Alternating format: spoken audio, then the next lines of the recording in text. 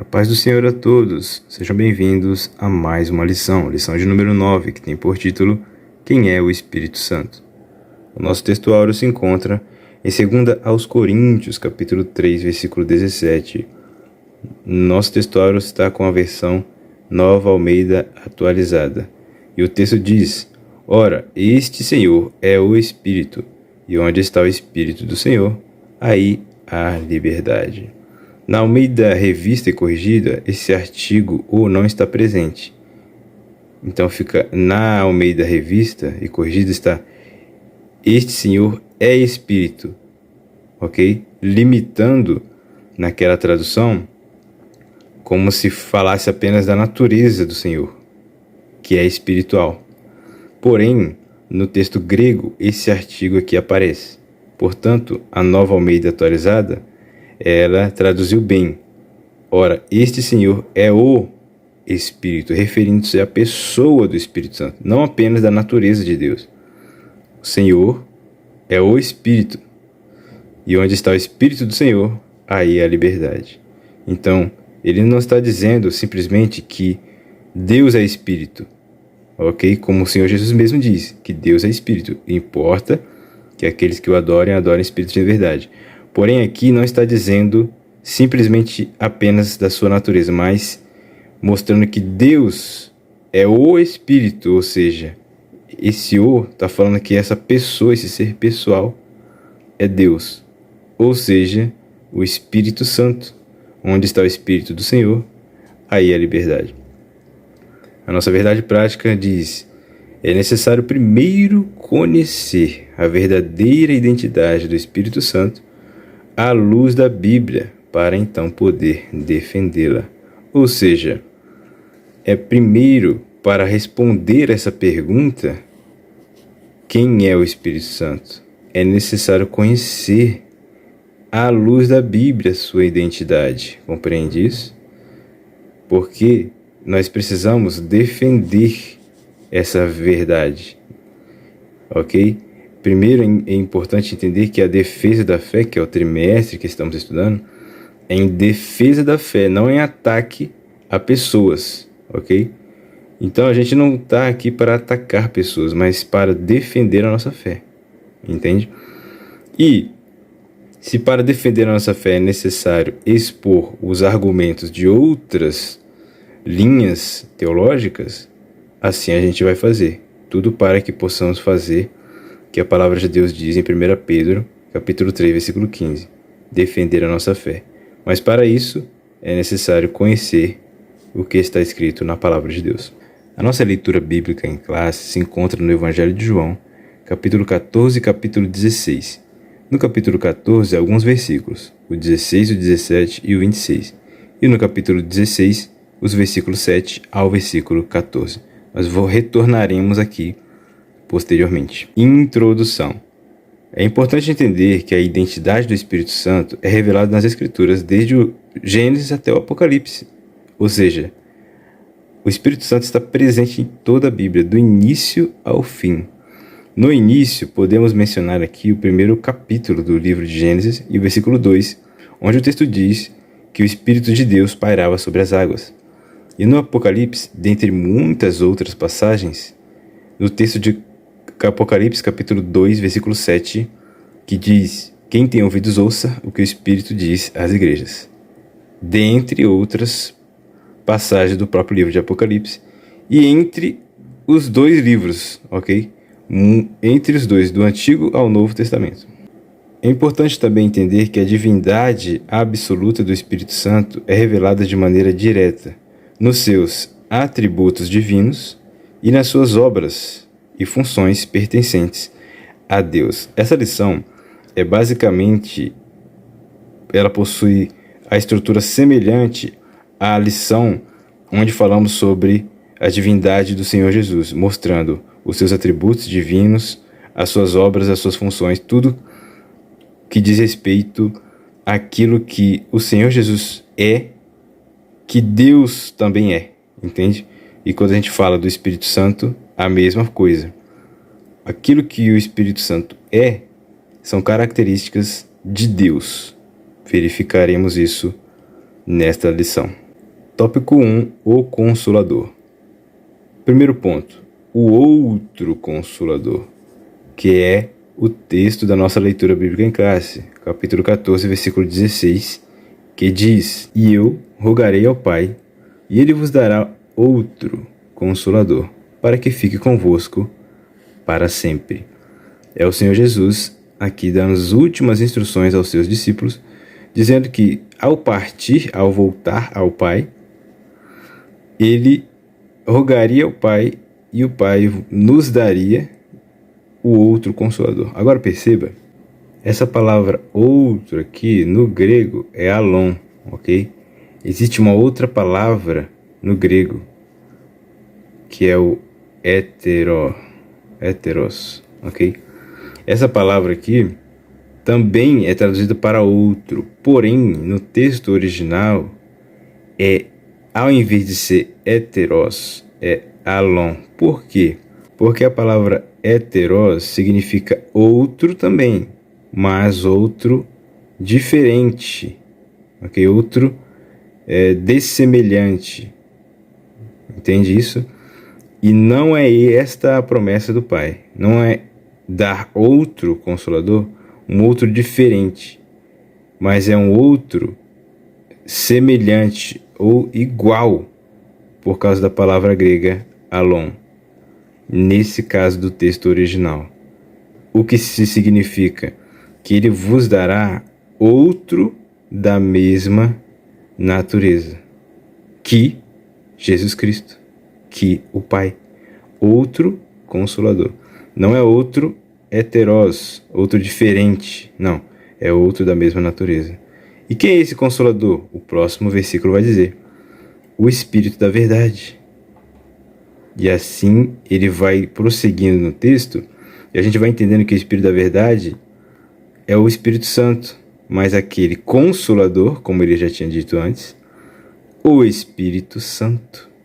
Então a gente aqui já vê vários títulos atribuídos ao Espírito Santo: Espírito da Verdade, Consolador. Compreende isso? Então, este Consolador é o Espírito Santo. Ele é o outro Consolador. O Espírito Santo, presta atenção, é o outro Consolador, mas é outro igual, outro de mesma natureza. Portanto, o Espírito Santo também é Deus. Só neste texto podemos perceber a natureza e a identidade do Espírito Santo, que é divina, outro da mesma natureza, da mesma substância, se é que podemos assim dizer.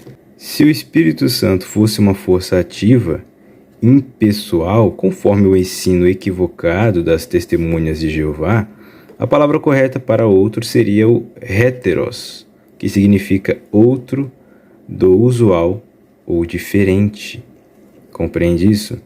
Portanto, o termo alós expressa uma diferença numérica e denota outro do mesmo tipo. O termo heteros expressa uma diferença qualitativa e denota outro do tipo diferente. Cristo prometeu enviar outro Consolador, alós, outro como ele, não heteros. Portanto, ao contrário do que alguns pensam, não é como se fosse um pódio ou uma escada, onde o Pai está em primeiro lugar, o Filho em segundo lugar no sentido de natureza e o Espírito Santo em terceiro lugar no sentido de natureza. Não. Na verdade, é como a gente viu na lição da Trindade, ok? Pai, Filho e Espírito Santo, os três formam uma só divindade, ok? Os três estão dentro de uma esfera, os três são um único Deus, não deuses, mas um único Deus. Se você não viu a lição sobre a Trindade, eu recomendo que você volte lá, eu vou deixar aí na descrição ou em algum canto da tela para você rever essa lição, pois ela nos elucida bem e a gente falou muito bem também sobre a divindade do Espírito Santo, além da do Filho e da divindade do Pai. Ponto 2. O Paracleto ou Paráclito. Independente da sua pronúncia, Não há um problema em dizer Paracleto, porque é a leitura natural na língua portuguesa, mas o Paráclito, ok, é a mais próxima do original grego. Mas ambas estão corretas. Então, neste ponto 2, falaremos sobre o Paracleto, ou seja, é o título dado ao Espírito Santo em João capítulo 16, versículo 7, quando ele vai dizer assim: Todavia digo-vos a verdade, que vos convém que eu vá, porque se eu não for, o Paráclito não virá a vós. Mas a gente percebe que essa palavra apareceu antes, no capítulo 14. É Paráclito aqui. Título atribuído a quem? Ao Espírito Santo, ok? No capítulo 16 é a mesma coisa. O Senhor Jesus está dizendo que se ele não for, o Paráclito, o Consolador, não virá a vós, ok? Mas se eu for, enviar-vos-ei, diz o Senhor Jesus. Então, o que significa esse termo no original? Significa Consolador? Não simplesmente, não apenas limitar a palavra Paracleto a uma única tradução como Consolador é limitar o sentido original da palavra e, inclusive, a obra e a atividade e a identidade do Espírito Santo. O termo se refere ao Espírito Santo, mas os dicionários da língua portuguesa afirmam que se trata de uma pessoa que defende e protege alguém, ok? Olha aí, uma pessoa que defende e protege, não apenas consola.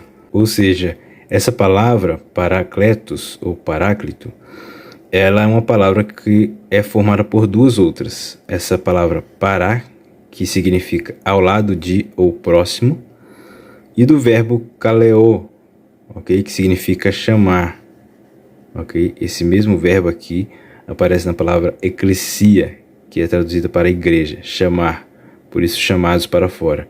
Mas voltando aqui, o significado da palavra Paracleto, eu vou começar a falar dessa forma, Paracleto, ok?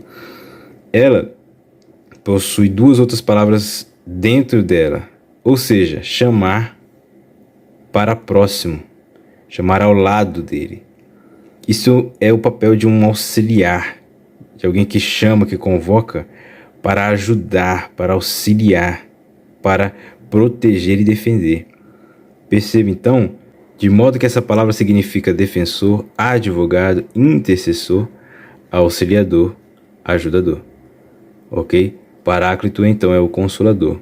O Consolador é enviado pelo Pai em nome de Jesus para ensinar os discípulos e fazer lembrar de tudo que o Filho ensinou e para testificar dele. Aqui a gente já vê, começa a contemplar as obras do Espírito Santo. Porém, é importante entender que o Consolador é apenas uma faceta da identidade do Espírito Santo. Por causa dessa palavra aqui, a palavra Paracleto, ok? Essa palavra ela é rica em significado, não limitada apenas a Consolador. É ajudador, o Espírito Santo é o nosso auxiliador, o Espírito Santo é o nosso intercessor, o nosso advogado de defesa, o nosso defensor, aquele que nos chama para próximo, nos chama para o lado dele, nos chama para perto de Deus. Ponto 3. Seu uso no Novo Testamento. O termo Paracleto aparece apenas 5 vezes no Novo Testamento. Nos escritos joaninos, 4 vezes no Evangelho, referindo-se ao Espírito Santo. Além dele, o nome é aplicado ao Senhor Jesus e traduzido por advogado. Ou seja, 4 vezes aparece no Evangelho, João 14, 16, versículo 26, João 15, 26, João 16, 7, e também em 1 João, a 5ª aparição do termo Paracleto, atribuído a quem? Ao Senhor Jesus, porque o texto vai dizer: meus filhinhos, estas coisas vos escrevo para que não pequeis, e se alguém pecar, temos um advogado para com o Pai. Quem é esse advogado? Jesus Cristo, o justo. Ou seja, o termo não é exclusivo apenas da pessoa do Espírito Santo. O termo, ok, é atribuído à pessoa do Senhor Jesus também. Por isso é importante entender a profundidade da palavra, para não limitar apenas a uma coisa, a um adjetivo apenas. Tópico 2, sua deidade, atributos e obras. Deidade é divindade, ok? Sua deidade, atributos e obras. Ponto 1, sua deidade. A divindade do Espírito Santo é revelada na Bíblia de maneira que os nomes Deus, perceba isso, e Espírito Santo aparecem sempre de forma alternada, tanto no Antigo Testamento quanto no Novo. O Espírito Santo é Jeová ou Javé, na vida de Sansão. Vamos então analisar o texto de Juízes capítulo 5, versículo 14. Em Juízes capítulo 15, versículo 14, vai dizer: E vindo ele a Leí, os filisteus lhe saíram ao encontro, jubilando, porém, o Espírito do Senhor, ok? Espírito de Jeová, possantemente se apossou dele, e as cordas que ele tinha nos braços se tornaram como fios de linho que estão queimados, e as suas amarraduras se desfizeram das suas mãos. Ou seja, o Espírito do Senhor, ele se apossou de quem? De Sansão. Então veja, um pouco depois desse texto que lemos, o capítulo 16, versículo 20, e disse ela é Dalila: Os filisteus vêm sobre ti, Sansão. E despertou do seu sono, e disse: Sairei ainda esta vez como dantes, e me livrarei. Porque ele não sabia que já o Senhor se tinha retirado dele. Essa palavra aqui, Senhor, é Jeová, é o nome de Deus, é o tetragrama. Por que a gente sabe que é o tetragrama? Porque os tradutores colocaram todas as letras maiúsculas, ok? Quando aparece Senhor com todas as letras maiúsculas, significa que no texto original é a palavra hebraica, é as 4 letras sagradas. Para o nosso português é o YHWH. Yud, Re, Vav, Re, no hebraico, ok? Então, está dizendo aqui que Deus, Jeová, é o nome de Deus aqui, se tinha retirado dele. E lá no capítulo 15, versículo 14, disse que o Espírito de Deus, do mesmo Deus, o Espírito desse Deus, o Espírito de Jeová, tinha se apossado dele. Ou seja, está intercalando os termos aqui. Primeiro está falando que o Espírito de Jeová se apossou dele lá, no capítulo 15, versículo 14. E no capítulo 16, versículo 20, está dizendo que o próprio Deus se tinha retirado dele. Ou seja, o Espírito Santo de Deus é Deus. Assim, tanto o Espírito de Javé e Javé, ou seja, o Espírito do Senhor e o Senhor são nomes divinos usados alternadamente. Entende? Ou seja, o Espírito Santo é chamado de Jeová ou de Javé. Ele possui o nome de Deus. Por quê? Porque ele é Deus. A Bíblia é muito clara. Fica claro no Antigo Testamento que o Espírito Santo é o próprio Deus. Esse tipo de linguagem na Bíblia mostra que ele é Javé. Ponto 2. Seus atributos. A divindade do Espírito Santo é revelada na Bíblia também nos seus atributos divinos, como acontece com o Senhor Jesus Cristo.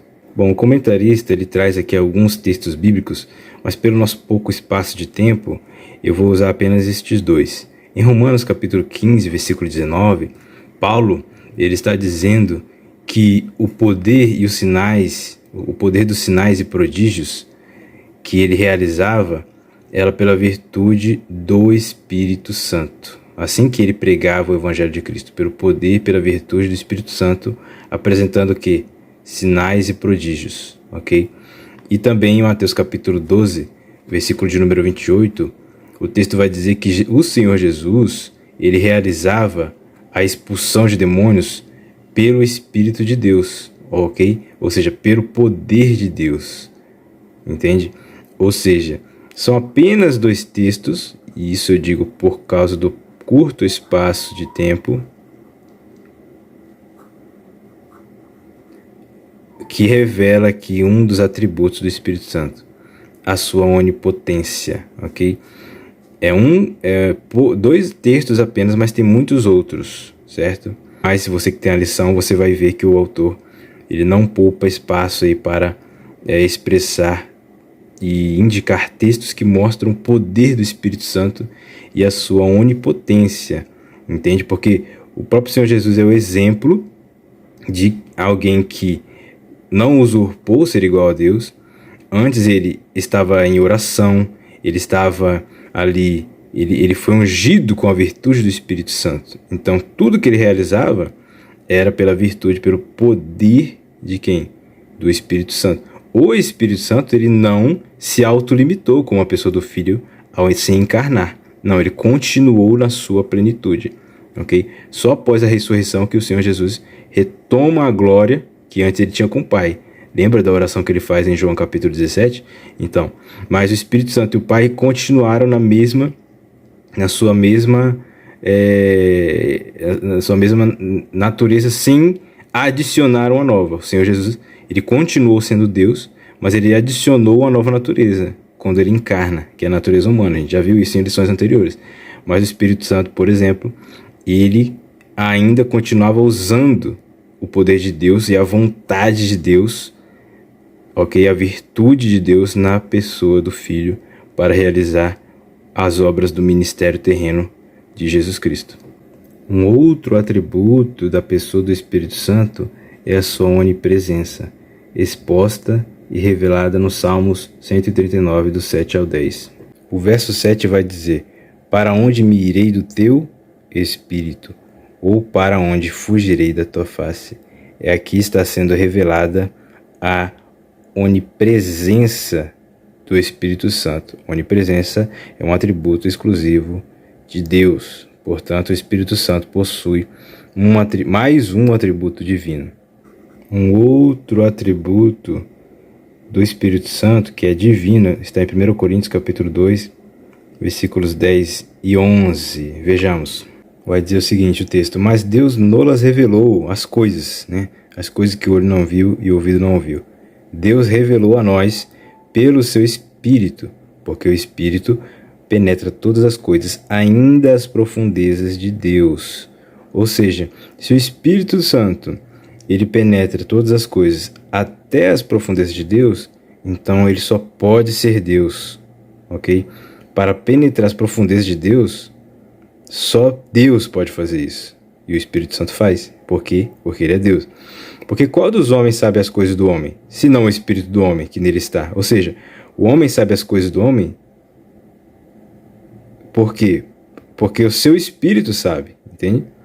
Se não o Espírito do homem que nele está. Então, o Espírito do homem sabe as coisas do homem. Assim também ninguém sabe as coisas de Deus, senão o Espírito de Deus. Entende? Por quê? Porque o Espírito Santo de Deus, ele é Deus. Portanto, o Espírito Santo possui os atributos divinos, que são a onipotência, a onipresença e a onisciência. São atributos incomunicáveis. Nenhum outro ser ou criatura possui estes atributos.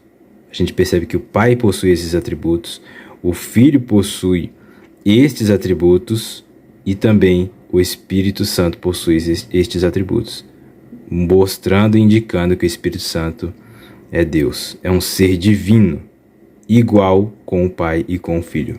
E em Hebreus capítulo 9, versículo 14, vai dizer o seguinte: quanto mais o sangue de Cristo, que pelo Espírito Eterno se ofereceu a si mesmo, imaculado a Deus, purificará a vossa consciência das obras mortas, para servirdes ao Deus vivo. Pelo Espírito Eterno, é o Espírito Santo que possui o atributo da eternidade. Além da onisciência, onipresença e onipotência, o Espírito Santo possui o atributo da eternidade, atributo que só Deus pode possuir. Ponto 3. Suas obras. São inúmeras as obras de Deus efetuadas pelo Espírito Santo. Então, nesse tópico aqui, você vai ler e vai olhar as referências, porque cada referência vai mostrar alguma obra do Espírito Santo. Ele gerando Jesus, o fato de ele dar a vida eterna, ele guiar o seu povo, ele ser o Senhor da igreja, o santificador dos fiéis. Ele é o Espírito que habita nos crentes, você veja esses textos. Ele é o distribuidor dos dons espirituais, 1 Coríntios capítulo 12. Então aqui você vai verificar essas obras exclusivas de Deus realizada pelo Pai, Filho e Espírito Santo, ok? Porém, na nossa leitura bíblica em classe, em João capítulo 16, nós veremos também que simplesmente a palavra consolador, que é o paracleto, ok? Ela já é rica em significados, que não se limita apenas a consolador, é auxiliador, ajudador, ok? Então, aqui a gente vê neste texto, nesse capítulo, as obras do Espírito Santo. Veja uma das obras do Espírito Santo no versículo 8. Ele convence, ok? Ele convence quem? O mundo do pecado, da justiça e do juízo. O Espírito Santo tem um papel, então, de convencer o mundo, um ministério quanto ao mundo caído. Mas também o Espírito Santo tem como obra, ok? Ele guiar em toda a verdade. Por isso que ele é chamado de Espírito da Verdade. É um dos nomes, um dos títulos do Espírito Santo.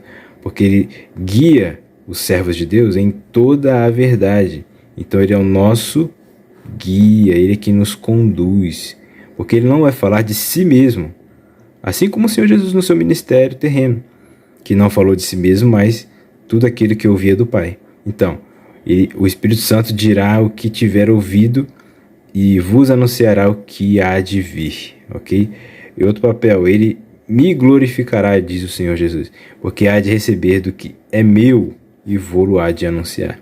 Então ele é nosso guia, ele é quem convence o mundo, ele é quem nos mostra, nos revela a verdade, ok? Por isso que a palavra de Deus, que é a palavra da verdade, ela não está divorciada de forma alguma do Espírito Santo, ok? O Espírito Santo revela a verdade tanto quanto a palavra de Deus revela a verdade. Então o Espírito e a palavra estão juntos. Na verdade, a palavra de Deus é a espada do Espírito. Lá em Efésios capítulo 6 vai dizer isso, né? A espada, a palavra de Deus que é a espada do Espírito, né? Ou a espada do Espírito que é a palavra de Deus. Portanto, além das obras do Espírito Santo, são obras divinas que evidenciam que o Espírito Santo é Deus igual ao Pai. Tanto as suas obras quanto seus atributos, ok? São obras e atributos divinos que evidenciam que o Espírito Santo é Deus igual ao Pai.